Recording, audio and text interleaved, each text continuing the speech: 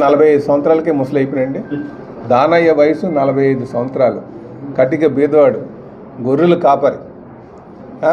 ఆయన అన్న మాటలు గుద్ది చంపేసినటువంటి గుద్ది.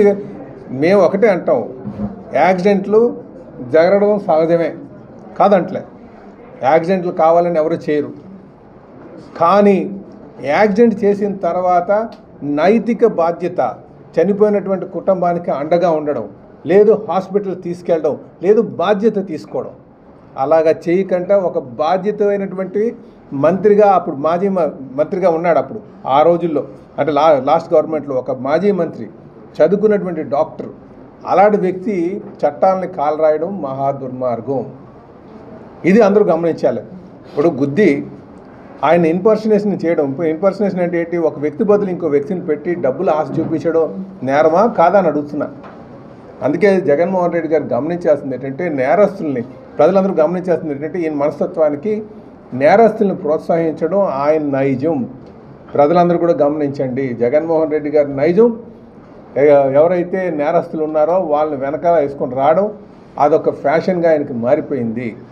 ఆయన ప్రజలందరూ కూడా ఏం చేసినా పట్టించుకోరు అని ఒక ఆలోచనకున్నారు. ప్రజలందరూ కూడా గమనించాలని చెప్పి తెలియజేస్తున్నారు. బాధిత కుటుంబం పక్షాన్ని ఉండకంట, ఎవరైతే నేరం చేశారో, నేర ఆరోపణలు ఎదుర్కొంటున్నారో వాళ్ళు పక్షాన్ని ఉండడం చాలా దారుణం అని చెప్పి సందర్భంగా తెలియజేస్తున్నారు. ఇది ఎవరు కూడా ప్రజానాయకులకి ఉండవలసినటువంటి లక్షణం కాదని చెప్పి సందర్భంగా తెలియజేస్తున్నారు.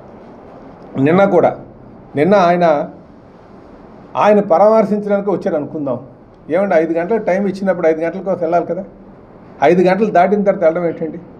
అంటే రాజకీయం చేయడం కాదు, ప్రజల యొక్క దృష్టి మళ్లించడం కాదు. కేవలం ఆయన రాజకీయ దురుద్దేశంతోనే ప్రజల యొక్క దృష్టిని ఈ భోగాపురం ఎయిర్పోర్ట్ నుంచి మళ్లించడానికే చేసినటువంటి ప్రయత్నం. కానీ ఆయన ఎన్నుకున్నట్టు మార్గం ఏంటంటే, బాధితుడి కుటుంబంతో కాకుండా నేరం చేసినటువంటి వాళ్ళ పక్షాన ఉండడం చాలా దుర్మార్గం అని చెప్పి సందర్భంగా తెలియజేస్తున్నారు.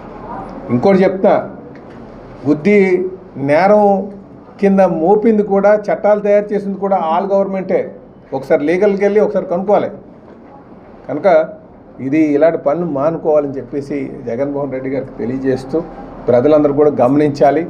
నేర ఆరోపణలు ఉన్నటువంటివి, నేరస్తులను ప్రోత్సహించినటువంటి వ్యక్తులకి బుద్ధి చెప్పాల్సినటువంటి అవసరం ఉందని చెప్పి సందర్భంగా తెలియజేస్తున్నారు. నమస్కారం.